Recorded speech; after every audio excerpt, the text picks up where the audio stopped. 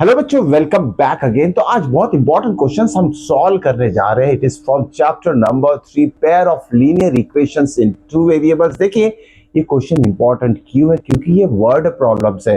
अब word problems को हम सॉल्व कैसे करेंगे, तो जो भी वर्ड प्रॉब्लम्स दिए रहेगी उसमें कुछ कंडीशन दी रहेगी, उस कंडीशन को हमें कन्वर्ट करना है इक्वेशंस के फॉर्म में।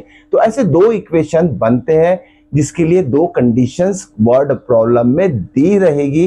तो चलिए देखते हैं किस तरीके से कोई भी वर्ड प्रॉब्लम को इक्वेशन के फॉर्म में कैसे कन्वर्ट किया जाता है और उसे सॉल्व करेंगे using as usual method, either elimination, substitution, या तो वहां स्पेशली मेंशन किया जाएगा you have to use substitution method.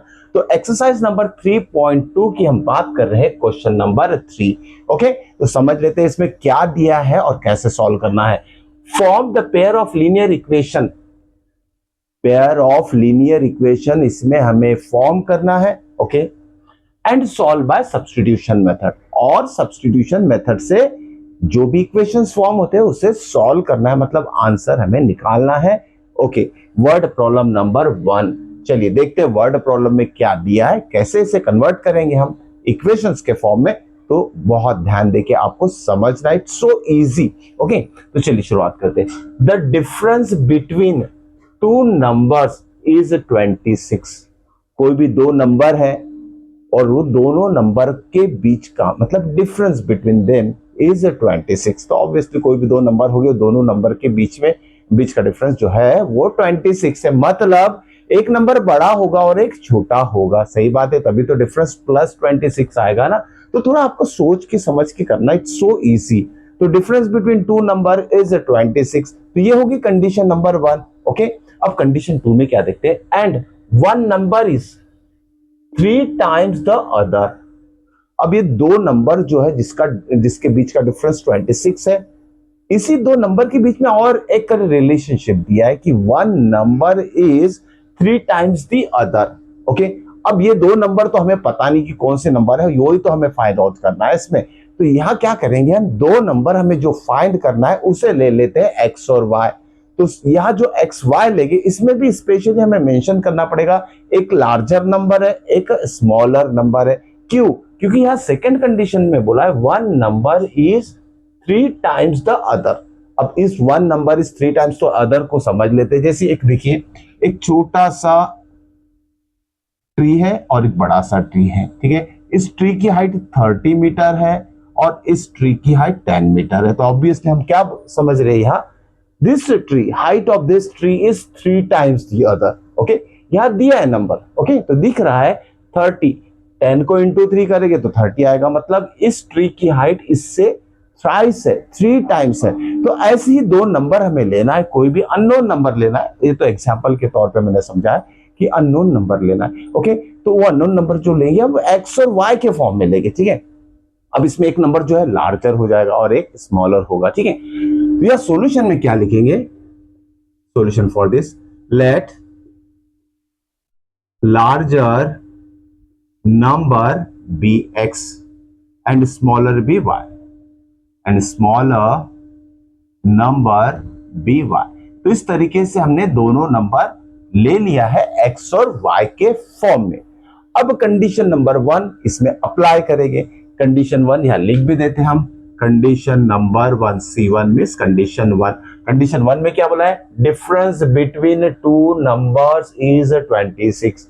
अब देखिए डिफरेंस प्लस 26 आंसर आने के लिए बड़े नंबर में से छोटा नंबर हम माइनस करेंगे, सब्सट्रैक्ट करेंगे। तो यह बड़ा नंबर कौन सा लिया हमने, larger number is X, smaller number is Y.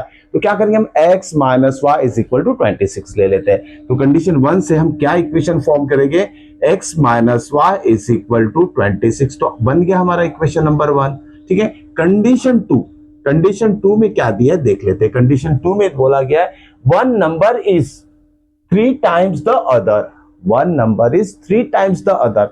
अब जैसे कि इसमें मैंने कंपैरिजन किया था ट्रीज के बीच में, तो एक नंबर जो है 3 टाइम्स द अदर है, मतलब ये ट्री की हाइट 3 टाइम्स स्मॉलर टी है, ठीक है। तो यहाँ जो बड़ा नंबर है, देखिए बड़ा नंबर छोटे से 3 टाइम्स है। यहाँ बड़ा नंबर कौन सा लिया हमने, x। ओके, तो x की जो वैल्यू रहेगी x इज 3 टाइम्स y हम ले गया, ध्यान में रखिएगा larger number is 3 times the smaller number रहेगा, तभी लार्जर नंबर की वैल्यू आ जाएगी। ठीक, तो ये था हमारे दोनों कंडीशन अप्लाई कर दिया, दो इक्वेशन मिल गई, इसे सॉल्व करने की जरूरत नहीं, इसे इसी फॉर्म में रह दीजिए क्योंकि हमें सब्स्टिट्यूशन मेथड से इस दोनों इक्वेशन को सॉल्व करना है। तो ये एज इट इज फॉर्म में रहने देते हैं, हम इसे इक्वेशन नंबर 2 हम ले लेते हैं। ठीक है, इक्वेशन नंबर 2। अब इसे सॉल्व कैसे करेंगे सब्स्टिट्यूशन मेथड से? हमें दिख रहा है यहाँ कि इक्वेशन 2 में x की वैल्यू क्या है, 3y है। तो इक्वेशन 2 से जो x की वैल्यू 3y है, ये x की वैल्यू हम यहां सब्स्टिट्यूट कर देंगे 1 में। ओके, तो यही लिखा जाएगा इसमें, पुट 2 इन 1। इक्वेशन 2 की वैल्यू जो x की वैल्यू 3y 1 में हम सब्स्टिट्यूट कर देंगे, मतलब 1 इंप्लाइज इस x के जगह क्या लिखा जाएगा अभी, 3y। ठीक है, this x is replaced by 3y क्योंकि x की वैल्यू इक्वेशन 2 से क्या है, 3y। तो यहां हम लिखेंगे 1 इंप्लाइज, तो 1 में क्या लिखेंगे, इस x के जगह ये लिखा जाएगा 3y, तो इसकी जगह लिख लिया 3y, बाकी सारे टर्म्स एज इट इज रहेंगे, मतलब minus Y is equal to 26। ठीक है, देखिए y के फॉर्म में इक्वेशन कन्वर्ट हो गया, इसे सॉल्व कीजिए, y की वैल्यू आ जाएगी। 3y माइनस y कितना हो जाएगा, 2y इज इक्वल टू 26। तो y इज इक्वल टू कितना होगा, 26 बाय 2 मींस 13। इस तरीके से y की वैल्यू हमारी निकल चुकी है। अब x की वैल्यू फाइंड करना है। ठीक है, तो x की देखिए वैल्यू फाइंड करने के लिए हमारे पास सिंपल इक्वेशन 2 है, तो इक्वेशन 2 में सब्स्टिट्यूट कर देते हैं ये value y is equal to 30। ठीक है, तो 13 यहां सब्स्टिट्यूट किया जाएगा इक्वेशन नंबर 2 में, जिससे कि x की वैल्यू हमारी आ जाएगी। तो x इज इक्वल टू क्या हो जाएगा, देखिए 3 एज इट इज रहेगा, only y is replaced by this 13। तो 13 इंटू 3 कितना हो जाएगा, इट इज 39। इस तरीके से x की वैल्यू भी आ चुकी है। अब यह फाइनल स्टेटमेंट हमें लिखना बहुत जरूरी है। Therefore the two numbers are, या लिखेंगे हम therefore two numbers are what, 39 and 13।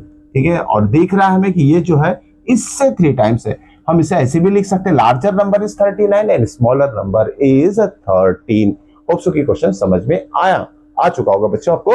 तो ठीक है, ये था हमारा क्वेश्चन नंबर 1। चलिए क्वेश्चन नंबर 2 सॉल्व करते हैं बच्चों। इसी तरह हम सॉल्व करते जाएंगे सिंपल मेथड से सारे क्वेश्चंस, वर्ड प्रॉब्लम्स। ओके, तो जिन जिन बच्चों ने ये लेटेस्ट मेरा जो वीडियो चल रहा है ये देख रहे हैं, तो चैनल को सब्सक्राइब जरूर करना है बच्चों सबको, ताकि सारे इंपॉर्टेंट क्वेश्चन जो भी समझाता हूं मैं वो आपके मिस ना हो। ओके, और साथ में शेयर जरूर कीजिएगा अपने फ्रेंड्स के साथ।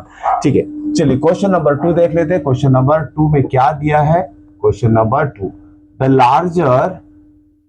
Larger of to supplementary angle, the larger of two supplementary angles exceeds the smaller one by 18 degree. ठीक है, 18 डिग्री ऐसे लिखेंगे हम। Find them. अब देखिए बच्चों, ये सिंपल सा एक वर्ड प्रॉब्लम है, इससे भी हमें इक्वेशन के फॉर्म में कन्वर्ट करना है, दो इक्वेशन फॉर्म करना है। अब यहां आप सोचोगे कि यहां तो कंडीशन एक ही दिया है, और वो कंडीशन क्या है, the larger of to supplementary angle exceeds the smaller by what, it is 18 degree. Find them. तो आप सोचोगे एक ही कंडीशन दिया है, तो आपका जो नॉलेज है related to study basic level का जो कॉन्सेप्ट है यहां क्लियर चाहिए।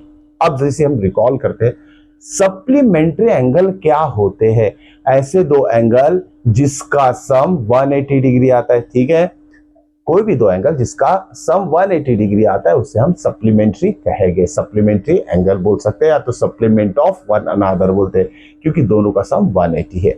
अब देखिए यहाँ क्या बोला गया, एक लार्जर है एक स्मॉलर है, मतलब दोनों एंगल सेम नहीं है, एक बड़ा है और एक छोटा है। तो हम क्या करेंगे सॉल्यूशन में इसके, देखिए solution for this, let larger angle be X degree. ठीक है, बड़ा एंगल जो है एक्स डिग्री ले लेते हैं और छोटा एंगल ले लेते हैं and smaller one Y degree, and smaller be Y degree. ठीक है, लार्जर एंगल ले लिया हमने एक्स डिग्री और स्मॉलर एंगल y डिग्री, या तो डिग्री नहीं भी लिखना है तो एक्स वाई के फॉर्म में ले लीजिए, ठीक है। Okay, larger angle be X, smaller be Y, ठीक है, इतना ऐसे लिखे भी तो चलेगा। अब देखिए हमारे पास क्या बोला गया है कि क्वेश्चन में सप्लीमेंट्री एंगल है, दोनों एंगल क्या है, सप्लीमेंट्री। अब दोनों एंगल का जो मेजर है, ओके, एंगल की जो वैल्यू है, हमने एक्स वाई के फॉर्म में कंसीडर किया है। किसके फॉर्म में कंसीडर किया है, एक्स और वाई के फॉर्म में, यानी पहला एंगल एक्स है जो लार्जर है और दूसरा एंगल वाई है जो कि स्मॉलर है। और हमें कंडीशन पता है सप्लीमेंट्री एंगल की क्या होती है, दोनों एंगल का सम कभी भी 180 डिग्री रहेगा। तो कंडीशन 1 यही हो जाएगी कि sum of any two supplementary angle is 180 degree, ठीक है, 180 डिग्री लिख सकते हैं। तो ये इक्वेशन नंबर 1 हो जाएगा, जो कि ये जो कंडीशन है ये आपको खुद सोच के लिखना पड़ेगा। जब सप्लीमेंट्री एंगल दिया तो sum of two angle 180 degree, complementary के लिए 90 डिग्री यूज कीजिए। तो इस तरीके की सिचुएशन को आप इजीली हैंडल कर सकते हैं। अब आती इसकी बारी, larger of to supplementary angle exceed the smaller one by 80। देखिए लार्जर कौन सा है इसमें, एक्स, कंडीशन नंबर 2। क्या बोला गया है, larger of to supplementary angle, exceed मतलब ज्यादा, प्लस जो बड़ा एंगल है वो ज्यादा है, किससे, स्मॉलर एंगल से। कितने से, बाय 18, क्या बोला है, बाय 18 डिग्री। बड़ा एंगल क्या लिया है हमने, एक्स, ठीक है, बड़ा एंगल एक्स डिग्री लिया है, is, okay, the larger of the two supplementary angles exceed the smaller one. बड़ा एंगल छोटे एंगल से, छोटा एंगल क्या है हमारे पास, y से कितने से ज्यादा है, 18 डिग्री से ज्यादा है, ठीक है। तो ये जो बड़ा एंगल है उसे लिखेंगे y प्लस 18, ठीक है। ये आपको समझना पड़ेगा इस तरीके की कंडीशन, मतलब बड़ा एंगल छोटे एंगल से 18 से ज्यादा है। क्लियर, होप्स की समझ में आया होगा। कंडीशन वेरी वेरी इंपॉर्टेंट, ध्यान देके अच्छे से लिखना है आपको, ठीक है। कोई भी कंफ्यूजन क्रिएट नहीं होगा, बड़ा एंगल कभी भी लेफ्ट साइड में आएगा और छोटा एंगल के साथ कंडीशन अप्लाई होगी। इसके बाद देखिए क्या करते हैं, ये हो गया हमारा equation number 2। Substitution method use करना है इसमें, तो फिर से हमें एक्स की वैल्यू मिल गई इक्वेशन नंबर 2 से, इस एक्स की वैल्यू सब्स्टिट्यूट कर देंगे हम इसके जगह इक्वेशन नंबर 1 में। तो इक्वेशन 1 इंप्लाइज क्या हो जाएगा, equation 1, this x is replace bye y plus 18। तो इस x के जगह हम लिखेंगे ये y प्लस 18, ठीक है। कहा ये x कहा है, इक्वेशन नंबर 1 में। सो इक्वेशन 1 इंप्लाइज तो क्या हो जाएगा, y प्लस 18 अगेन प्लस, बाकी टर्म एज इट इज रहेगी, again plus y is equal to what, 180 degree. Okay, अब देखिए क्या होगा, y प्लस y कितना हो जाएगा, 2y is equal to 180 minus 18, लिख लेते हैं 180 माइनस 18। तो 2y इज इक्वल टू कितना हो जाएगा, 180 में से पहले 10 सब्सट्रैक्ट करो, 170, 170 में से 8 गया, कितना रहेगा 162, ठीक है, या कितना आ जाएगा 162। सो y इज इक्वल टू क्या आएगा, देखिए डिवाइडेड बाय 2 कर देते से, 162 डिवाइडेड बाय 2, तो आंसर कितना आएगा 81। ओके, क्या आया, y इज इक्वल टू 81, मतलब स्मॉलर एंगल क्या है हमारे पास, y है, तो y यानी स्मॉलर एंगल की वैल्यू आ चुकी है 81। ओके, अब हम फाइंड करेंगे ग्रेटर एंगल, लार्जर एंगल, जो कि इक्वेशन नंबर 2 का यूज करते हैं। नाउ इक्वेशन 2 इंप्लाइज क्या होगा, इक्वेशन 2, ये जो y की वैल्यू मिली है 81, इससे आप इक्वेशन 2 में इस y की जगह सब्स्टिट्यूट कर दीजिए, कितना हो जाएगा, x is equal to y is replace by 81 plus 18, तो कितना हो जाएगा ये, 8 plus 1 is 9, 1 plus 8 is 9। Okay, x is equal to 99 degree के फॉर्म में भी लिख सकते हैं। ओके, तो यहां दिख रहा है larger angle is 99, smaller angle is 81, और दोनों का अगर सम करते हो आप तो 99 प्लस 81 कितना आ रहा है, 180 डिग्री आ रहा है, मतलब हमारा आंसर करेक्ट है। ओके, होप सो कि क्वेश्चन समझ में आ चुका होगा बच्चों, लेकिन फाइनल स्टेट में लिखना मत भूलना है आपको, larger, therefore larger angle is equal to x is equal to कितना है हमारे पास 99 डिग्री, और स्मॉलर एंगल यहां लिखिएगा, smaller angle is equal to y is equal to 81 degree. ये होगा हमारा फाइनल स्टेटमेंट, जो कि हमें फुल मार्क्स देगा इस क्वेश्चन के, ठीक है। होप सो कि बच्चों आज की जो क्वेश्चन है, इंपॉर्टेंट क्वेश्चन लिए, वो समझ में आ चुका होगा। समझ में आया तो एक लाइक और चैनल को सब्सक्राइब करना बिल्कुल नहीं भूलना है बच्चों, और साथ में अपने दोस्तों के साथ शेयर जरूर कीजिए। मिलते हैं नेक्स्ट इंपॉर्टेंट क्वेश्चन के साथ, चलते हैं।